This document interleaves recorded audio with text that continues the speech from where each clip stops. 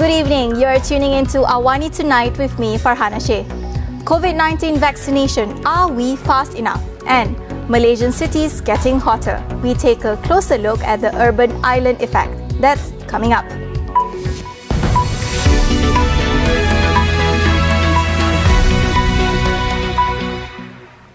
The Kuala Lumpur High Court today ruled that the Yang di-Pertuan Agong's proclamation and the ordinance enacted under the emergency law cannot be challenged in any court of law. Judge Ahmad Kamal Muhammad Shahid said this was provided for under Article 158 of the Federal Constitution, which states that the King's proclamation and the ordinance enacted under the emergency law cannot be challenged in any court of law. The judge made the ruling after dismissing the leave application for a judicial review brought by 3 Pakatan Harapan reps to challenge Prime Minister Tan Sri Muhyiddin Yassin's move to advise the King to suspend Parliament and the State Assembly sittings during an emergency. The compound for SOPs of the Movement Control Order has been increased from 1,000 to 10,000 ringgit starting today. Inspector General of Police Tan Sri Abdul Hamid Badur said the compound can be lessened through an appeal at Health Department district offices. Police issuing the compounds, he clarified, do not have the power to reduce the amount of the fine, as their only duty is to issue the compound to the offender. Muafakat Nasional is urging the government to appeal the decision by the High Court in allowing non-Muslims to use the word Allah in their publications. In a statement yesterday night following Muafakat's consultative committee meeting, the coalition said it views seriously the High Court's decision.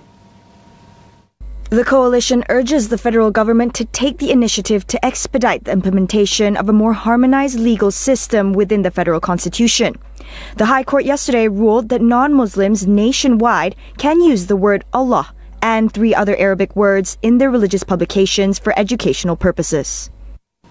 Home Minister Datuk Sri Hamzah Zainuddin has cautioned against conjecture over the landmark High Court ruling invalidating the government's ban on Christian publications using the word Allah.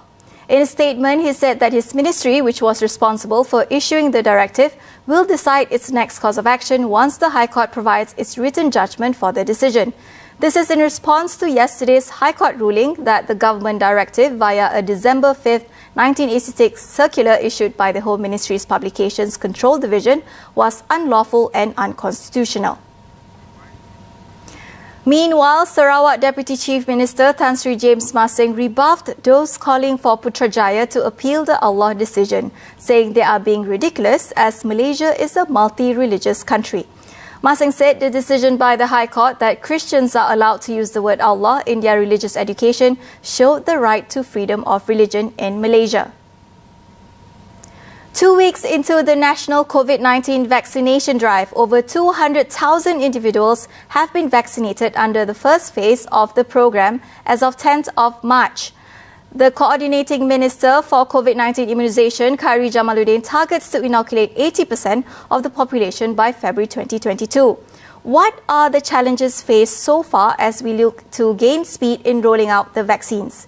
We speak to Galen Centre for Health and Social Policy Chief Executive, Azrul Mohammad Khalid.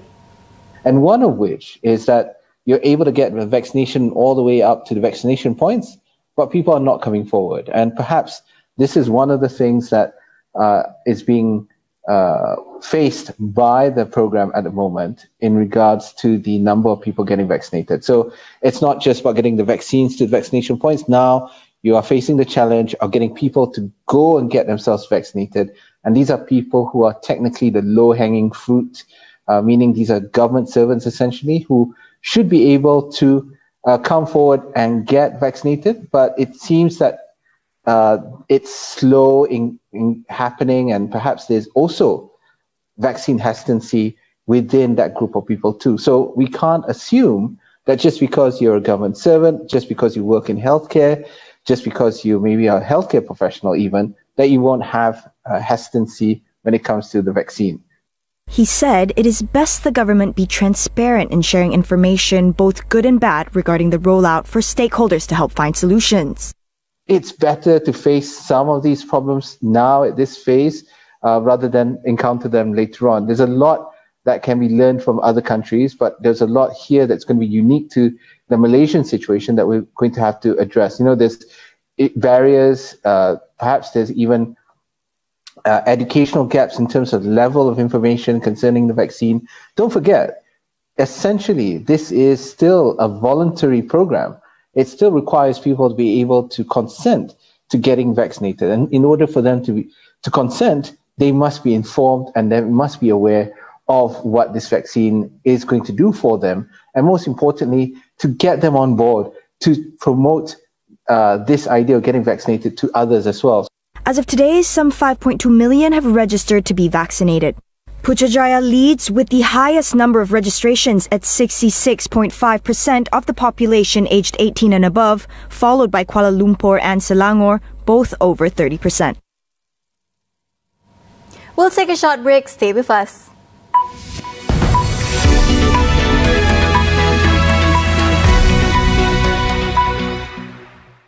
Semua dah sedia? Jom!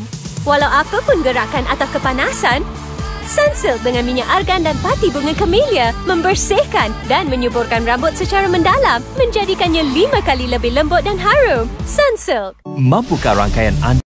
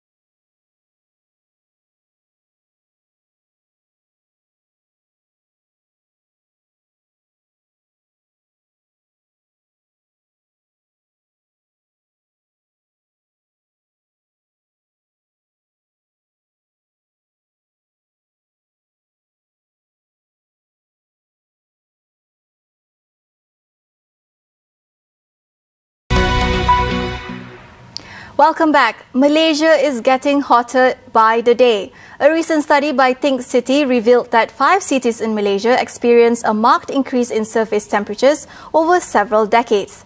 This has been linked primarily to the urban heat island effect, the lack of greenery and global warming. The study showed Ipoh recording a peak temperature increase of 6.7 degrees Celsius over a 30-year period, the highest temperature increase among the 5 cities. Johor Bahru, meanwhile, recorded a peak temperature increase of 6.7 degrees Celsius within a shorter period of 13 years between 2005 and 2018. Over in Penang, the city of Georgetown saw a peak temperature increase of 6.37 degrees Celsius between 1988 and 2020. The industrial zone of Bayan Lepas saw a peak temperature increase of 5.63 degrees Celsius for the same period. Kuala Lumpur had the lowest increase in temperature between the 5 cities, with a peak temperature increase of only 1.64 degrees Celsius in Kuala Lumpur city centre over a 30-year period. So the rise in land surface temperature is mostly due to increase of built land, and increase of built land will increase the urban heat island. Urban heat island effect is the urban area warmer than the surrounding rural area. So this phenomenon is responsible for urban areas having 2 to 8 degrees higher than the surrounding natural or rural area. But when your surrounding green spaces also increase in temperature, this is certainly there is a combined effect of urban heat island and global warming. So urban heat island effect happen when we replace our natural landscape, for example, green, with materials that absorb and retain heat, such as concrete and upsalt. The increasing temperature pattern is definitely ongoing and going up.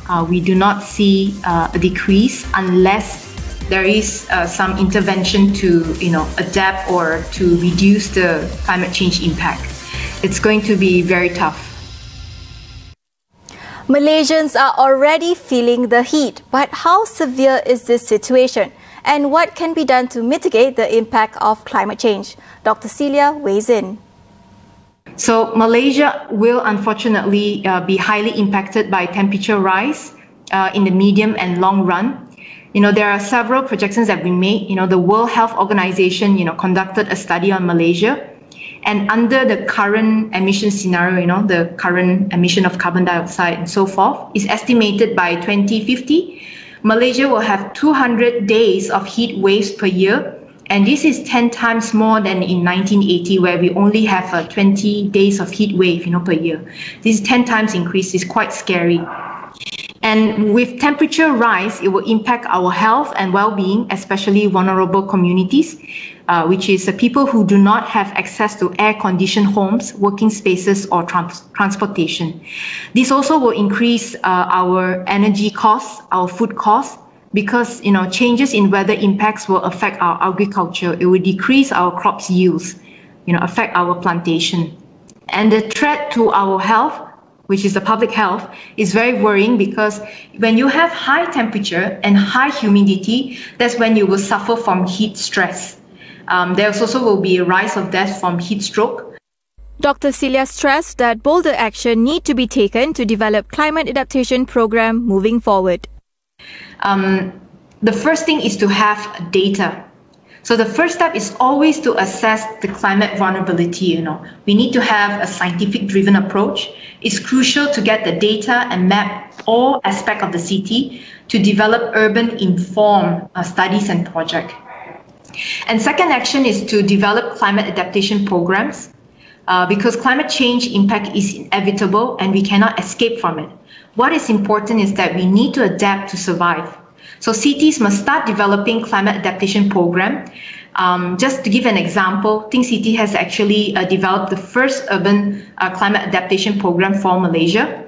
It is called the Nature-Based Climate Adaptation Program for Urban Areas, and this is in Penang area. While we demonstrate this project and initiative, it is also very important for the government, the country itself, to lead the programs. As anti-coup protests continued in Myanmar, 7 people were killed today as security forces opened fire at protesters. The United Nations issued a statement strongly condemning Myanmar's military for using violence against peaceful protesters. In another move to pressure the military, the US slapped sanctions on the children of junta leader Commander-in-Chief Min Aung Hlaing. Since the military takeover in February, at least 65 people have died, while over 2,000 detained by security forces, including democracy leader Aung San Suu Kyi.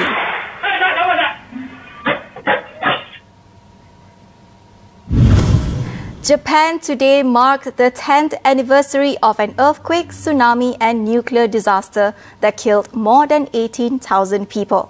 Carrying bouquets, many walked to the coast and visited graves to pray for relatives and friends washed away by the tsunami. Emperor Naruhito and Prime Minister Yoshihide Suga were among those observing a moment of silence at 2:46 p.m. in Tokyo, the minute the shaking started on 11th March 2011. The magnitude 9 quake set off a towering tsunami that swept far inland, destroying towns and causing meltdowns at the Fukushima Daiichi nuclear plant. Nearly 500,000 people were displaced from the disaster. That is all we have for you on AWANI tonight. Get the latest news updates on COVID-19 and COVID-19 vaccines from astroawani.com and Astro AWANI app. I'm Farhana Sheikh. We'll see you tomorrow.